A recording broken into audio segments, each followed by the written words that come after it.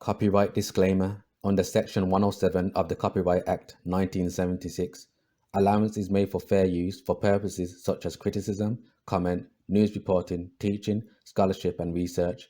Fair use is a use permitted by copyright statute that might otherwise be infringing non-profit, educational, or personal use, tips the balance in favor of fair use.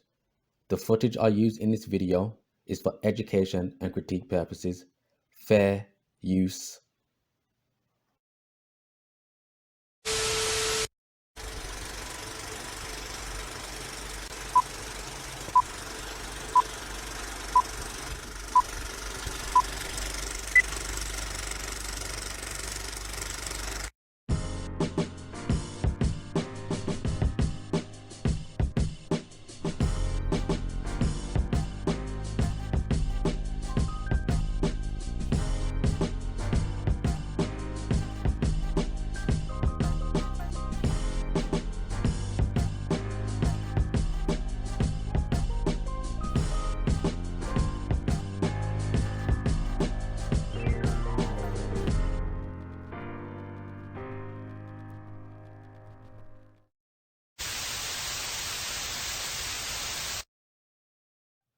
If you guys want to make a donation for my video making efforts, you can donate to me on Cash App or Patreon.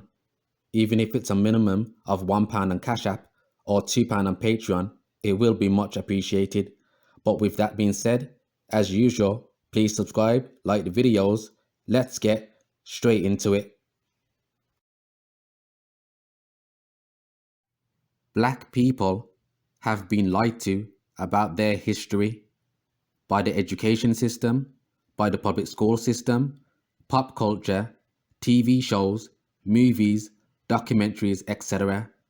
So I make these videos about Black history, mainly Black history featured in Europe, such as coats of arms, family crest, artifacts, relics, sculptures, monuments, statues, paintings, and historical documentation proving the Black presence.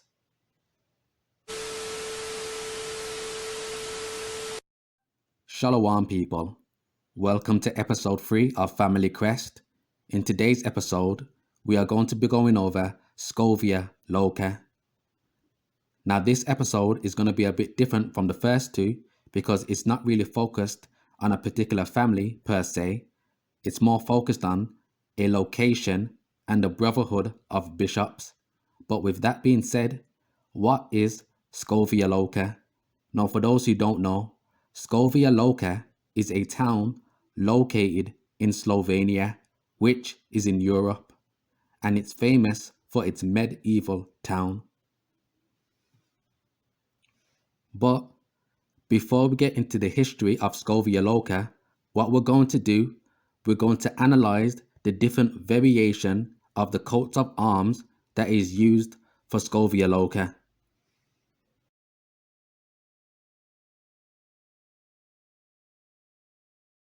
So this is the official crest for Skofja Loka. Now what do we see in the image? As we all can see, it's depicting a crowned Moor's head or a crowned black man. Now I always ask this rhetorical question on my channel. Why would the Caucasian ever put a black man or a black woman on his family crest, coats of arms, to represent his town, location, restaurant, or country? Now what they're going to tell you is that the reason why family crests like these exist, or coats of arms, it's because the Caucasians put their black African slaves on their coats of arms. So let me tell you something, so-called black people. Don't let them lie to you and fool you into thinking the reason why these crests exist, it's because they decided to put their slaves on their coats of arms. The reason why crests like these exist, it's because black people ruled Europe. Yes, the Dark Ages, Middle Ages was ruled over by so-called black people.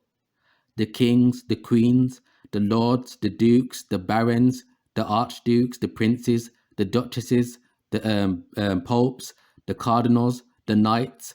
Yes, all of those were so-called black people. Heck, even going back before the Dark Ages, the emperors were so-called black. Just to name a few, you had Marcus Aurelius, Pertinax, Septimius Severus, Commodus, Caracalla, Priscillius Niger, Constantius, his son Constantine the Great, Galerius, Maximianus, Diocletian. Yes, all of them were black men.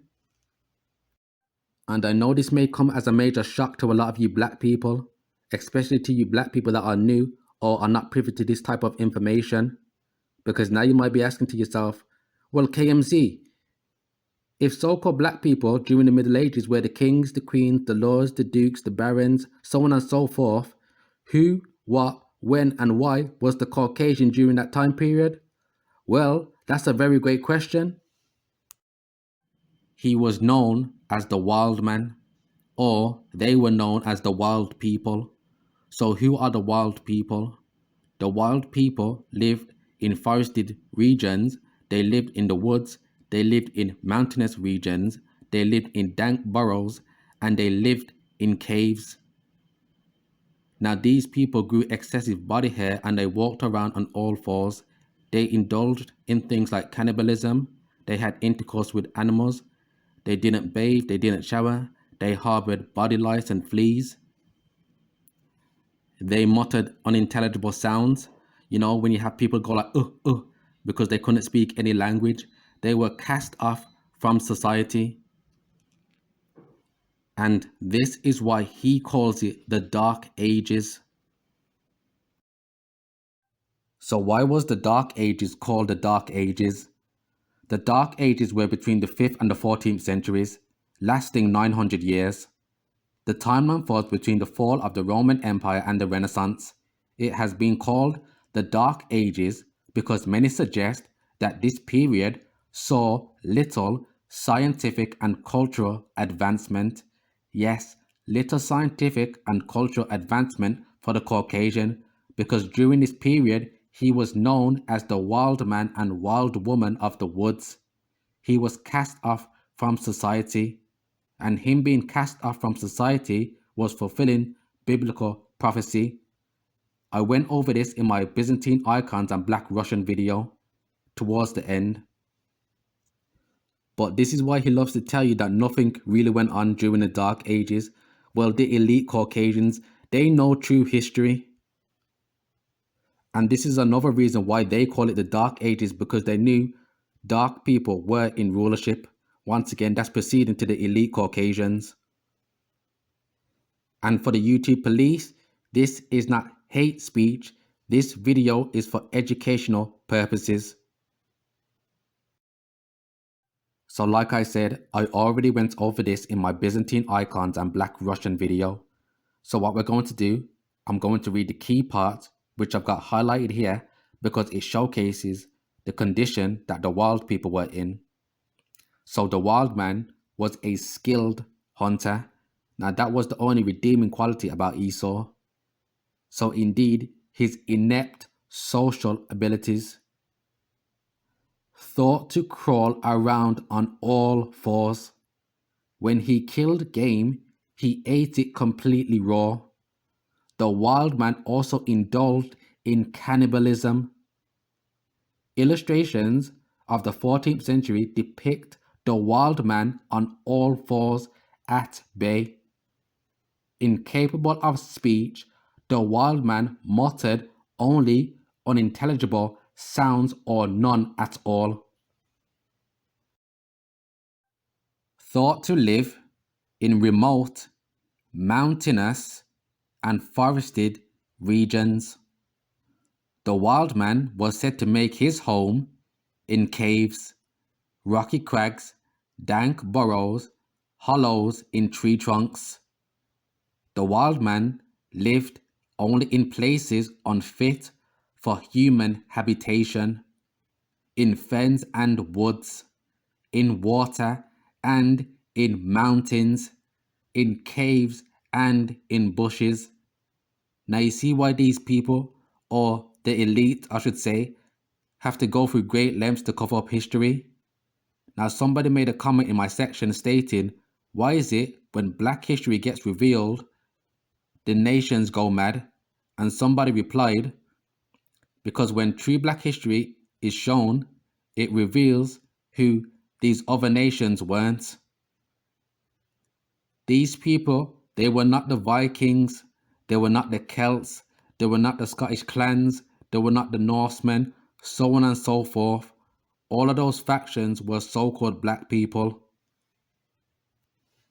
And my regular viewers should already know this.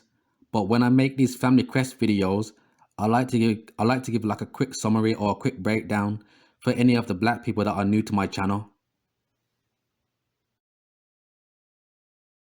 So now let's take a look at a few images depicting the wild people.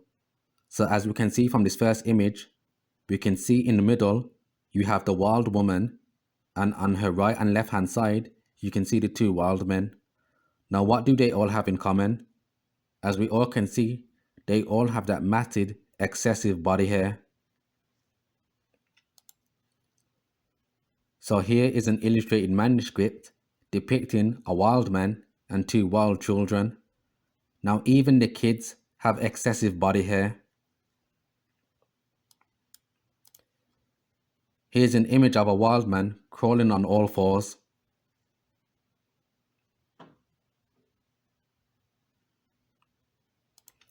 Here's another image of the wild man crawling on all fours in the woods. So here's a wild family outside of their little cave home. Now shouldn't these people be in the castle which is located in the background? This is why they call it the Dark Ages, because while they were living in caves, black people were living in castles.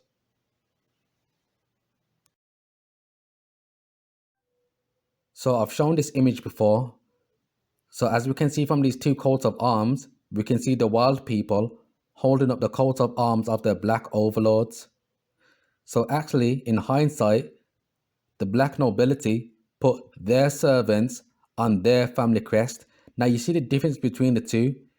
When the Caucasian states that he puts his slaves on his coats of arms, notice how those slaves always are depicted with golden crowns on their heads, or they're like in a castle, or they're wearing fine apparel.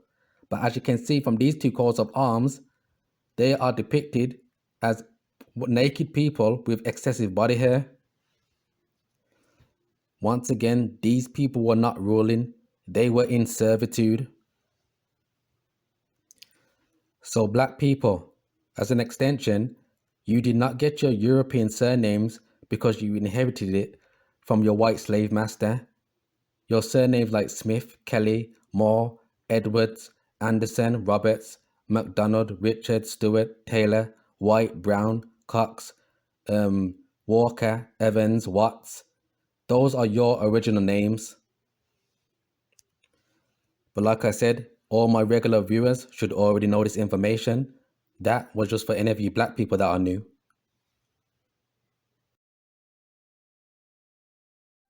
Oh yeah, and how could I forget the classic Wildman versus the Moors tapestry, which most of you should already know by now. Now as you can see from the tapestry, you can see the wild men are charging the castle, and we can see the king, the queen, the princess, and the knights are all black people. Now if these people were in rulership during this time period, why would he then depict the nobility, the king, the queen, the princess, and the knights as black people, yet depict himself as the naked, excessive amounts of body-haired man charging at the castle? Doesn't make any sense, does it? So little summary over. So back to Skofja Loka. So just a quick refresh. As we can see, the Skofja Loka arms is represented by a crowned Moor's head, or a crowned black man, in between the castle. Now when people see this, they're going to be asking themselves a question: why in the heck would a town or any location in Europe be represented by a black person? Now brothers, what we're about to read is going to indicate why the average Caucasian says the stupid things that he does when he states that they put their slaves on the coats of arms, but most importantly, it's going to show you why black people think the way that they do. Because if he was to show his arms to your average black person, and if a Caucasian was to tell him or her that this is a slave, unfortunately, A lot of our people would believe that. So let's read the narrative that the elite Caucasians have to come up with to try and explain off why these crests exist. In Skofja Loka, there is a legend about Prince Abraham, the first feudal lord from Bavaria, who was travelling up the Poljane, or the Poljani as I think it's correctly pronounced, valley, with his black servant. While walking through the bushes, they ran into a bear. It attacked them. The black servant shot the bear and saved the Prince Abraham. When they returned to Loka Castle, Prince Abraham ordered that the face of the man who saved his life should be shown in the coat of arms. Since then, the Skofja Loka coat of arms has featured the black man's face. So basically, the White Lord Abraham was traveling with his black servant. The bear attacked the White Lord. The black servant saved the White Lord's life, and the White Lord was so appreciative of his black servant saving his life, he decided to put him on the coat of arms. And as stupid as that may sound, brothers, you'd be surprised how many black people would believe a story like this. This is why I say in my videos, don't pay attention to what they say, pay attention to how the image is depicted. One more time, as we can see the black man in a castle. Not only that, he's crowned. What does a crown symbolize? A crown symbolizes royalty. A crown symbolizes rulership. When a crown is on a black man, that means he's either a prince or a king. Now, what is a prince or a king? A king has the highest authority in his land. And even if this was true, why would they put a crown on the black servant's head?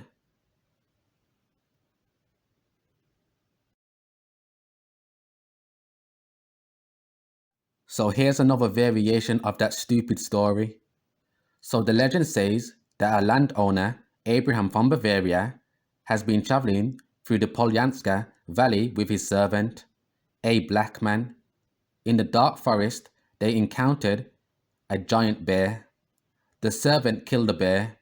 Prince Abraham stopped and the servant snatched the bow and killed the bear. The master hugged the servant and said, "You saved my life, my servant. For your bravery, I will reward you in such a way that even the late generation shall know what kind of a hero you were." As a sign of gratitude, he included the profile portrait of the servant in the city coat of arms.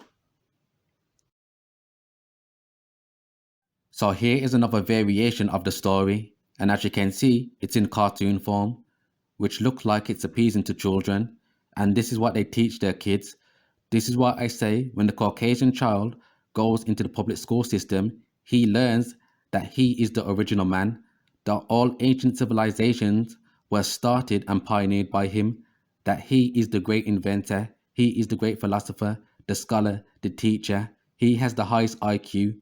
Everybody of history in renown was Caucasian, and all black people ever were slaves unto him. And of course, they're going to teach that. Some of you guys ask, why don't we learn this in school? Why would the Caucasian ever teach that black people ruled, let alone ruled in Europe? It doesn't benefit him one bit. This is how he maintains his rulership. But as an extension, when a black child goes into the public education system, he learns that him and his people all got kidnapped from Africa, that the white man came to Africa and he kidnapped 100 trillion billion black people. All he learns is Martin Luther King, we all need to come together and hold hands, and Rosa Parks sat on a bus for the most part. And this is why a lot of our people have a slave mentality, because they think their ancestors got kidnapped from Africa and that's where their history starts, for the most part. So anyways, let's read the story. So the first lord who ruled the Skofja Loka estate was a man named Abraham. As he was a foreigner, he firstly had to learn the Slovene language. He had a black servant who was very clever. They went to see the Poljani Valley where there were big woods full of wild bears. Just in case, I've got my bow and arrows with me. Help! A wild bear! And as you can see from the illustration, you can see the alleged black servant shooting the bear, saving the master's life. You've saved my life. I'll reward you for your courage so that the generations to come will also know what a hero you are.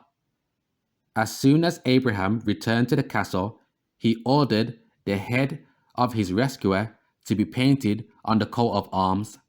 Since then, the head of a black man has been pictured on the Skofja Loka coat of arms. So here is the last image of the comic book, and as you can see, it's showcasing the alleged black servant standing over the corpse of the bear. But one more time, black people, these coat of arms do not exist because the Caucasians decided to put their slaves on the coats of arms. They exist because black people ruled Europe. So with that being said, let's take a look at some more variations of the Skofja Loka coat of arms. So here is the Skofja Loka coat of arms etched into a fountain in the middle of the town.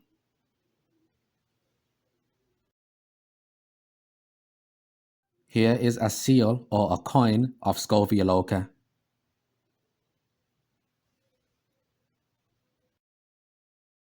Here is the arms hanging outside of a building. Here's the arms hanging outside of a restaurant. And as you can see once again, you see the black man with the golden crown. So here is a round shielded version of the coat of arms.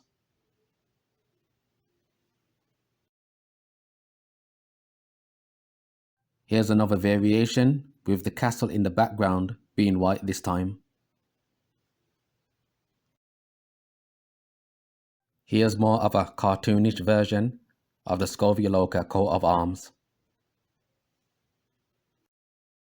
And of course, this is the crowned black man without the castle in the background.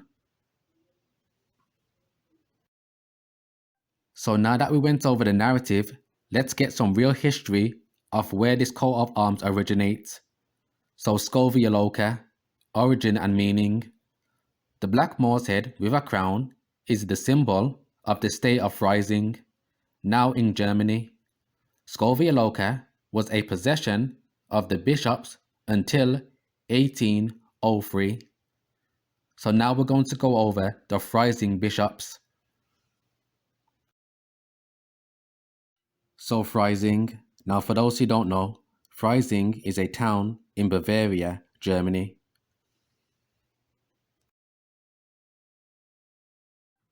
So the arms were granted on August 21st, 1955 and confirmed on July 15th, 1976.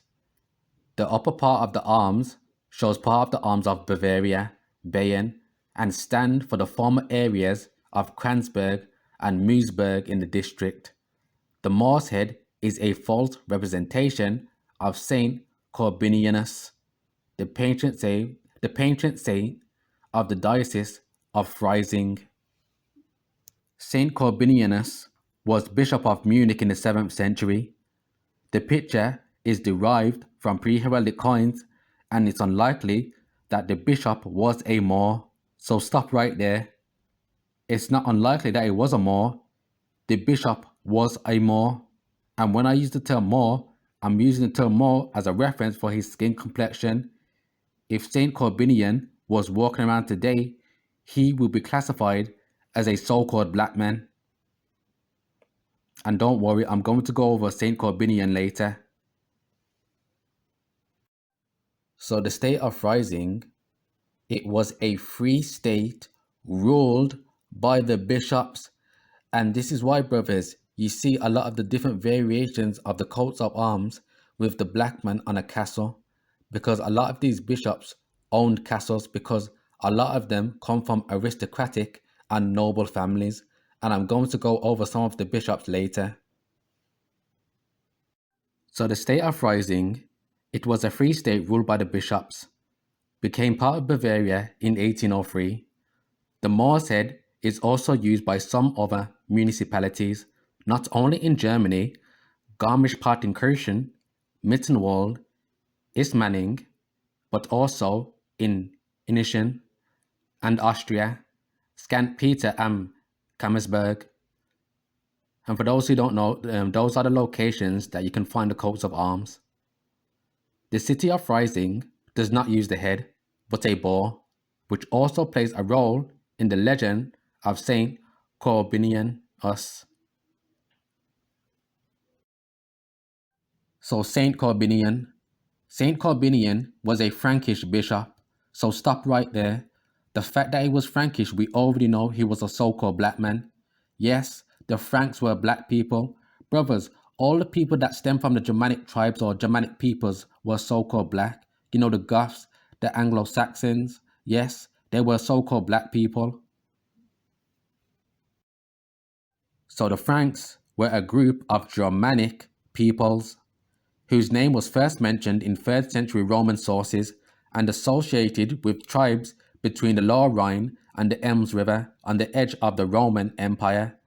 Later, the term was associated with Romanized Germanic dynasties within the collapsing Western Roman Empire, who eventually commanded the whole region between the rivers of Loire and Rhine.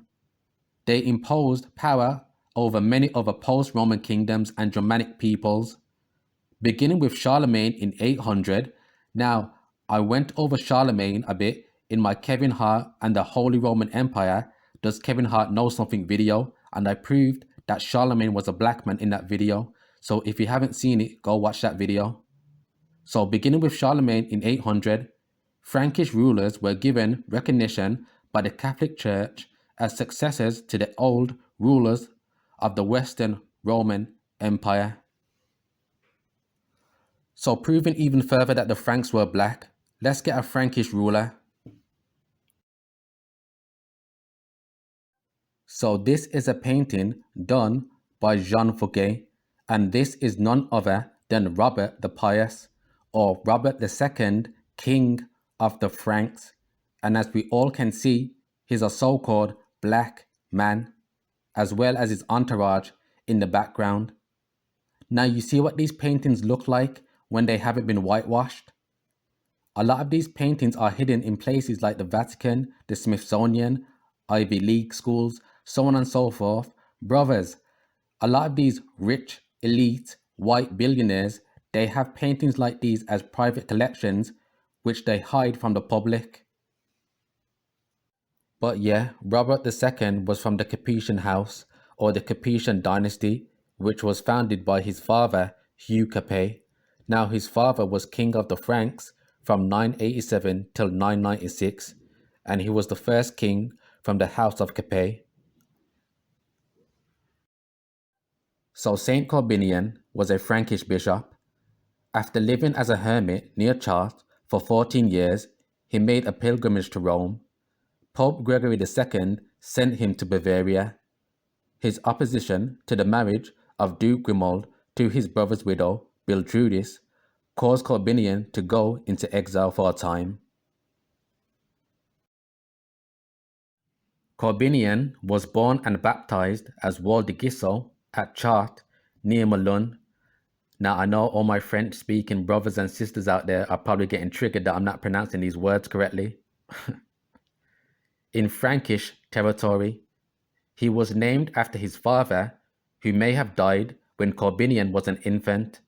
Soon after his father's death, his mother, Corbiniana, renamed Waldegisso or Gisso, however you correctly pronounce it, to Corbinian, after herself.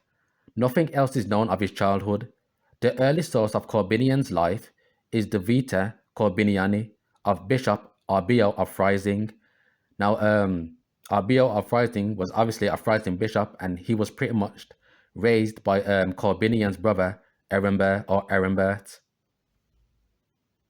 On a mountain near Freising, where there was already a sanctuary, the saint erected a Benedictine monastery and a school, which came to be governed by his brother Ehrenbert or Ehrenbert. Now, the reason why I say Ehrenbert or Ehrenbert, it's because sometimes the T is silent. It just depends which dialect you pronounce it in. After his death, in 1738, when Saint Boniface or Boniface regulated the ecclesiastical structure in the Duchy of Bavaria by creating 4 dioceses to be governed by the Archbishop of Mainz, Ehrenbert was chosen first bishop of Freising. Now that's Ehrenbert, once again, is the brother of Corbinian. So this is the coat of arms for Pope Benedict XVI, and we're going to analyze the coat of arms a bit. But I just want to let you guys know, there is no such thing as a righteous pope.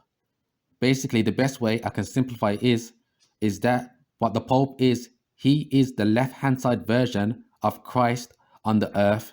Now, of course, in no way, shape or form am I comparing the Pope to Yahushua. But why do you think a lot of these high-level politicians and powerful men visit the Pope? Because they view the Pope as their Christ for the left-hand side. Now, allegedly speaking, in order for you to become Pope, you have to engage in things like child abuse, blood drinking, and sacrifice, allegedly speaking, of course. You do not become Pope unless you engage in those type of activities. So in Catholic iconography, Corbinian's bear is used as a symbol of Freising in both civic and ecclesiastical heraldry. So just a quick version of the story. Corbinian was traveling to Rome, and then a bear attacked and killed his horse. So then Corbinian commanded the bear to carry his load. So it appeared on the arms of Pope Benedict XVI, who first adopted the symbol when he was still known as Joseph Ratzinger. He was appointed Archbishop of Freising, Munich in March 1977. He retained the bear in his revised coat of arms when he was elevated to cardinal in June of the same year, and again on his paper coat of arms where he was elected in 2005. So the second paragraph is going to indicate a version of the mystery of iniquity. It's also going to showcase how they get the populace to worship their pagan gods and symbols behind the scenes, unbeknownst to the public. So the scallop shell is a traditional reference to pilgrimage. For Pope Benedict XVI, it also reminded him of a legend according to which one day Saint Augustine, pondering the mystery of the Trinity, saw a child at the seashore playing with a shell. And as you can see on the coat of arms, you can see the shell. Trying to put water of the ocean into a little hole, then he heard the words, "This hole can no more contain the waters of the ocean than your intellect can comprehend the mysteries of God." Now this is what they're going to tell the public of why that shell exists. The reason why that shell exists is because it's in worship of the goddess Aphrodite. But these are the type of stories that they're going to tell the public. But we're going to go over the symbolism later. So the crowned moor is a regional motif in heraldry often seen in Bavaria. Yes, because the crowned moor is a representation of the Freising bishops. Benedict's German homeland. Benedict has been quoted saying that, in addition to the obvious references back to Saint Corbinian, the founder of the diocese where Benedict would become bishop in 1977, the bear represents Benedict himself, tamed by God, to bear the spiritual burdens of Benedict's own ministries, first as bishop, then as cardinal, and now as pope. So going back to the coat of arms, we're going to analyze the scallop shell, the keys, and the mitre hat. So I said that the scallop shell is for Aphrodite. So Aphrodite's shell. Aphrodite was born to land on a scallop shell. Born from foam after Kronos cut off the genitals of Uranus and threw them into the sea. She was the union of seawater and heaven. Now you see what the Pope is truly about, and also these different religions.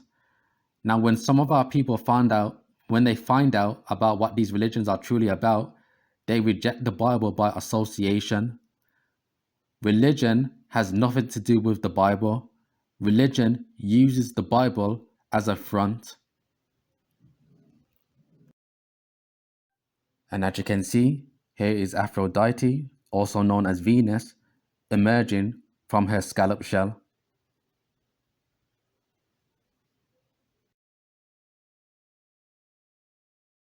So now let's quickly analyze the keys on the coat of arms.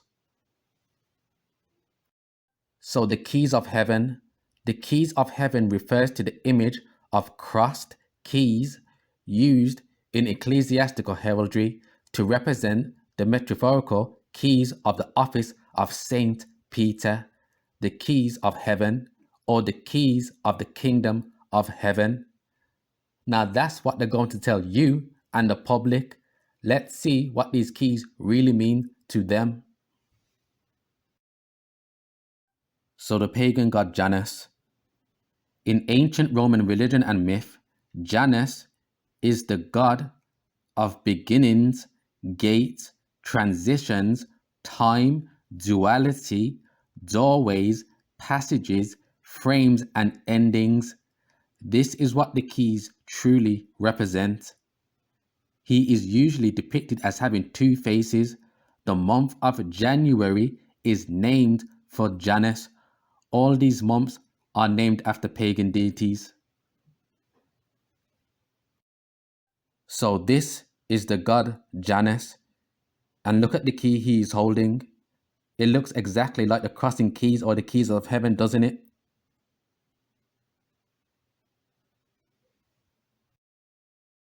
So now let's get the mitre hat. Now the mitre hat is for Dagon, the fish god. So the name Dagon seems one R short of forming the mythical creature of a dragon, but don't let the lack of the letter R fool you. This fish god from Assyria, worshipped also by the Philistines and Babylonians, wreaked havoc throughout the biblical narrative. Even the Israelites themselves fell prey to the worship of this mermanish idol. So here's an image of the fish god Dagon. So let's get a side-by-side comparison. So the head of Dagon, the fish god of Babylon, and the mitre hat of a bishop. Now you see, that's what it's all about. The mitre hat represents the fish head of Dagon.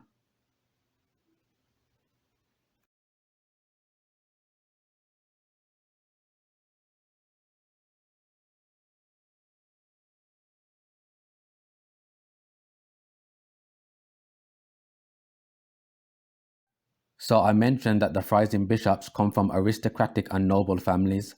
So what we're going to do, we're going to take a look at some of the Freising bishops. Now here is a list which you guys can go view in your own time, because I'm not going to sit here and read out every single individual, but we're going to pick out some and just get a brief summary on who they were.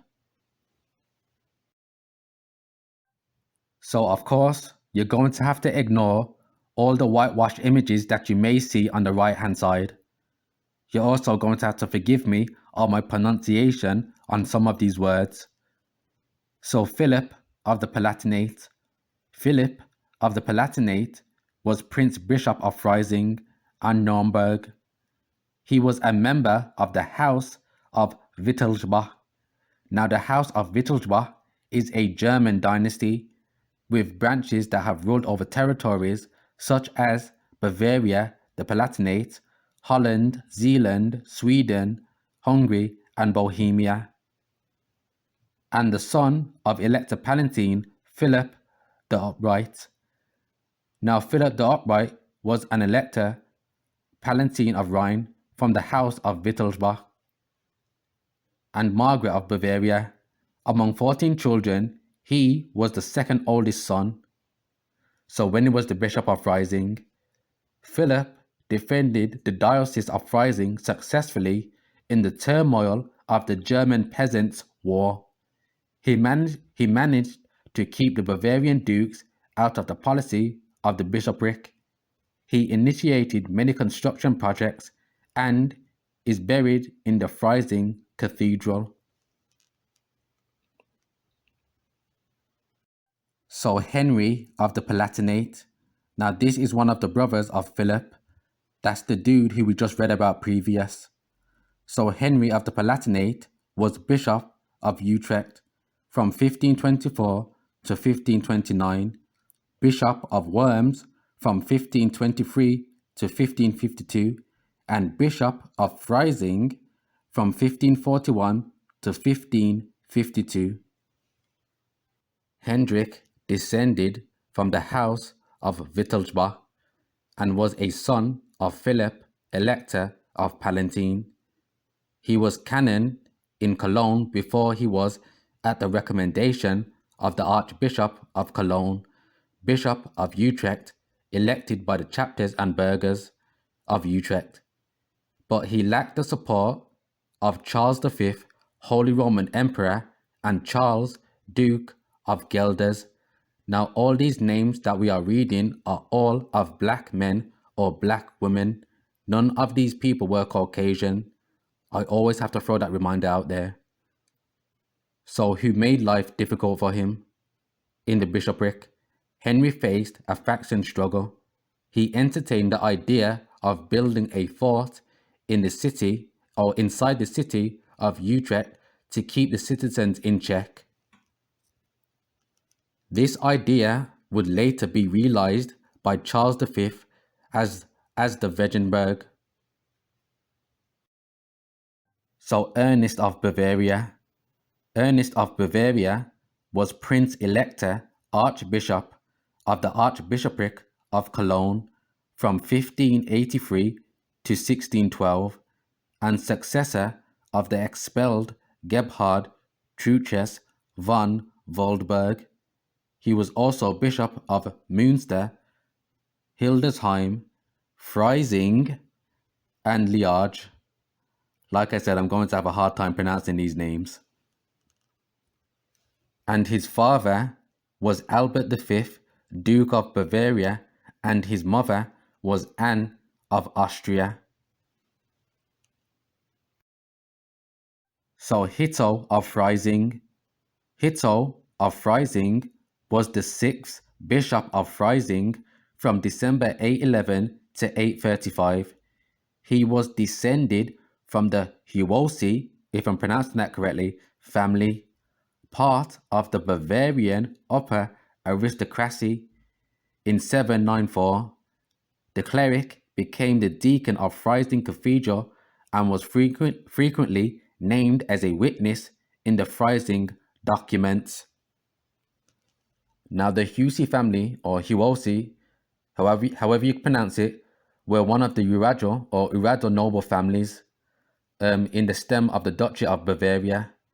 Now what Urado noble families means is that they can trace their lineage to ancient nobility, past the, basically beyond or before the 14th century. So Rupert, or Rupert, as it's pronounced in the English, which I'm going to use because I've probably pronounced the German version wrong, of the Palatinate, Bishop of Freising. Now here is another son of Philip, Elector Palatine, of the House of Wittelsbach. So one more time, if you guys want to find more information on these bishops, just go look up the Freising bishop list, because all I'm doing, I'm just reading small paragraphs proving that these bishops come from nobility. And one more time, once again, all the whitewashed images that you may see on the right hand side are all fake. So Clement Wenceslaus of Saxony. Prince Clement Wenceslaus of Saxony was a Saxon prince from the House of Wettin and the Archbishop Elector from Trier from 1768 until 1803, the Prince Bishop of Freising from 1763 until 1768, the Prince Bishop of Regensburg from 1763 until 1769, and the Prince Bishop of Augsburg from 1768 until 1812. So Otto of Freising. Otto of Freising was a German churchman and chronicler. He was also Otto I, Bishop of Freising, as from 1138. Now his father was Leopold III, also known as Leopold the Good. Now his father was the Margrave of Austria from 1095 till 1136, and he was a member of the House of Babenberg. Now for those who don't know, Babenberg is a house of nobility of margraves and dukes. So yeah, we're just going to stop it there. I think I've pretty much made my point about the Freising bishops. One more time, if you guys want to go look up the bishops in your own time, just type in Freising bishop list. So with all of that being said, hopefully this was an edifying lesson for you brothers and sisters, giving all praises to the Most High Yahweh, in the name of Yahweh Shai.